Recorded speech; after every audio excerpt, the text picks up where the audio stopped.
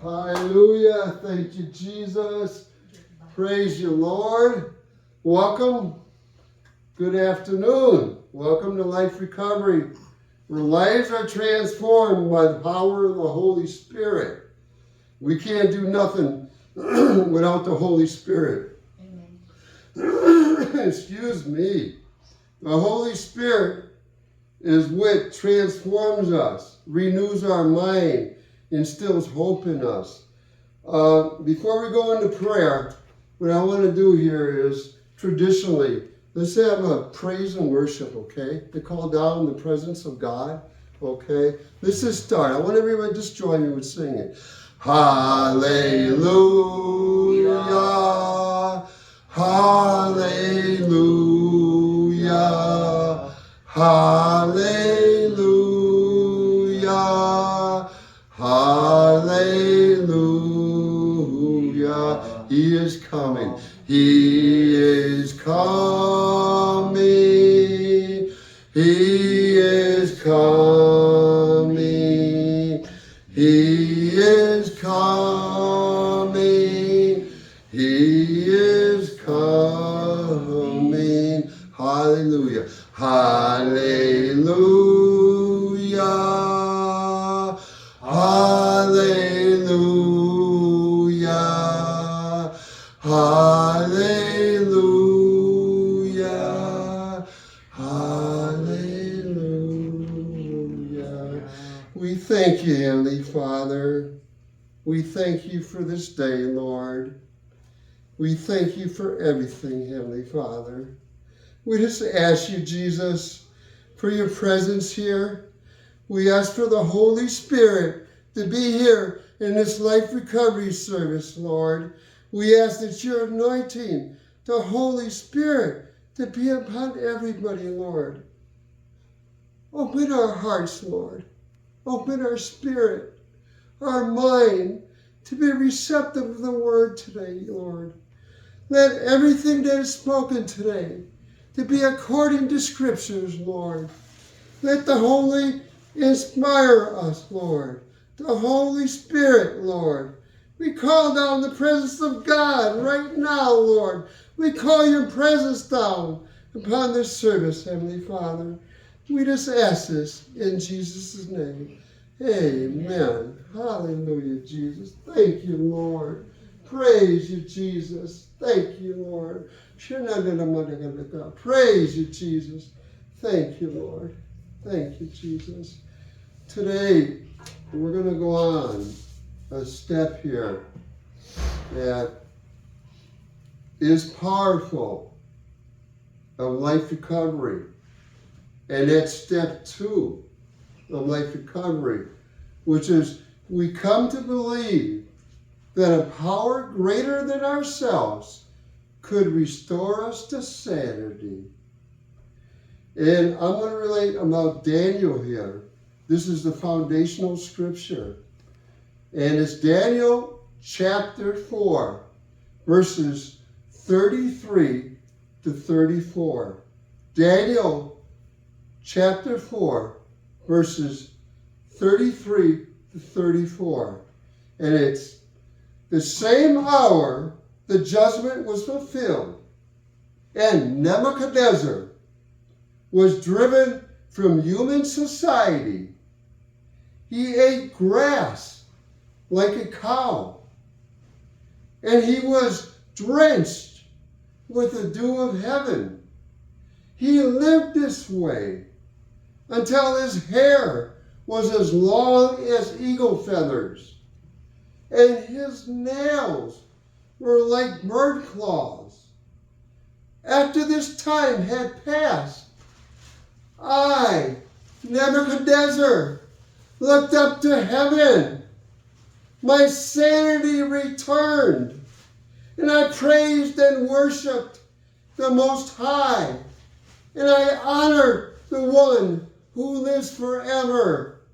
His rule is everlasting, and his kingdom is eternal. During this time, Nebuchadnezzar thought that he was all this. He thought that that the world revolved around him. He was so filled with pride and arrogance, and he forgot the Almighty God. And God humbled him. The people he was taken captive, the people from Judea, and they were Christians in there. They were people that followed God. And they prayed for intercession. They prayed for God to touch Nebuchadnezzar. And God touched him and humbled him. He went around crazy in the wilderness for 3 years like a wild animal. He was an old king. As with this step, with step 2, it begins with recognizing that addiction is a season of insanity. What usually begins innocently as seeking pleasure, relief, or comfort becomes, over time, a coping mechanism for avoiding reality and responsibility. The pain of dealing with upsets, hardships, and disappointments of life can wear down our faith and confidence in God. The use of alcohol and drugs can be a way of managing our stress and our sense of being out of control. However, as time goes on, this way of coping with life problems turns against us. Instead of relief and comfort, we find more difficulties and troubles. We multiply our problems of solving them. Drugs and alcohol makes problems worse. We can't solve them with alcohol and drugs.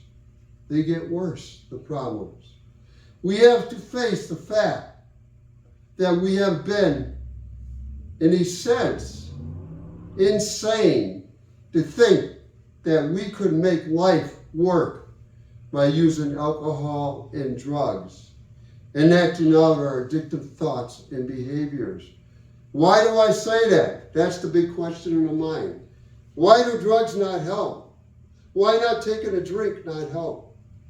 Because we are replacing God by using substances to feel good. Our belief in God and His Son, Jesus, has been nullified. In other words, of no effect in our lives. Our faith has been thrown down. As it says, our faith has been thrown down by our addictive thoughts and behaviors. And we are headed towards spiritual disaster. And face the situations when we surrender the reins of our life is not easy.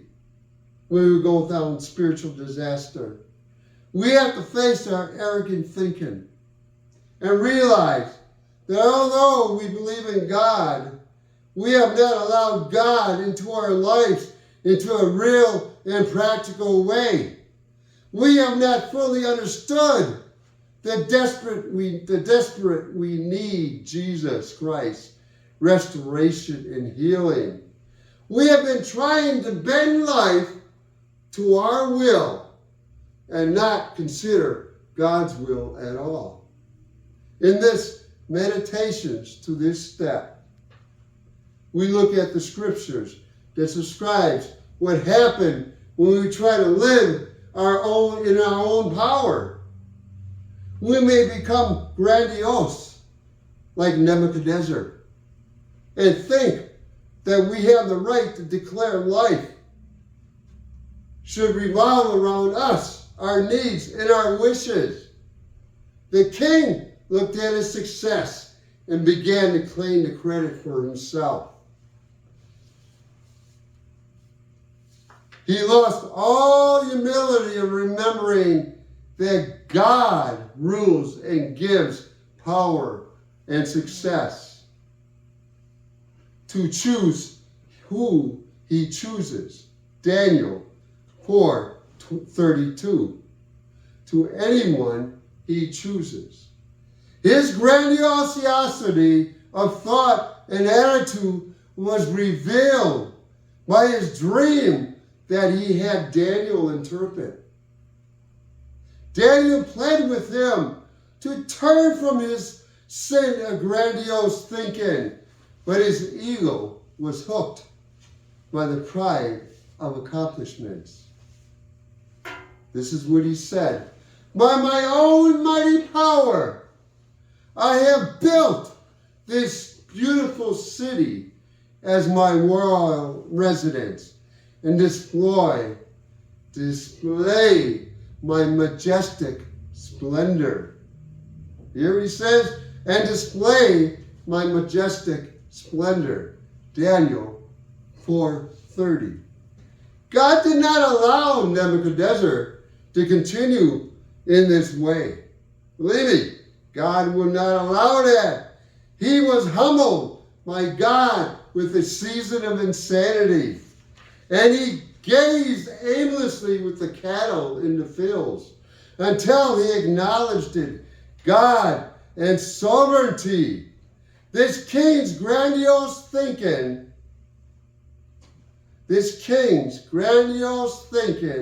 is similar to the grandiosity of our addiction. We try to make life work by using alcohol and drugs, or by filling ourselves with more and more sex, food, relationships, substances that will alter the way we feel. What eventually happens is similar to what happened to Nebuchadnezzar. We end up wandering aimlessly, humiliated, and not accomplishing much. His season of insanity was like our season of addiction. You hear me? His season of insanity was like our season of addiction. After his pointless drifting, this king came to his senses by looking up to the heaven and realizing that life did not revolve around him, but around God. In the same way, to be relieved of addiction, we realize our way of dealing with life has not worked. We look up to heaven to find the all-powerful God. Our insanity must be healed by our reaching out for God to restore us to our right minds, put us back on our feet, and heal our hearts. By submission to God, we have healing of emotions, healing of past trauma, healing of insanity, of addiction, being humble so God can change us. Be thankful for God's restoration to sanity. My submission to God's will. My submission to God's will. Let us pray. Heavenly Father, Lord Jesus, we ask, Lord, to humble our hearts, Lord, to humble us, to take away any wedges, any pride, any grandiose thinking that we can do it on our own, Lord. We need to realize, Lord, that we can't do nothing without you. That recovery without Christ is no recovery at all. So we ask for your healing, Lord. Heal our emotions. Heal the past traumas, Lord. Heal our spirit, Lord. Heal our mind. Restore us to sanity, Heavenly Father. Make us whole again, Lord. Fill us with your Holy Spirit. We ask this, Lord, in Jesus' name. Amen. Amen. Thank you, Jesus. What I want to do here is like with traditional church services, and I'm going to read off the benediction for a blessing for everybody here. Okay? Mm-hmm. And this is the benediction. The grace of the Lord Jesus Christ and the love of God and the fellowship of the Holy Spirit be with you all. Amen.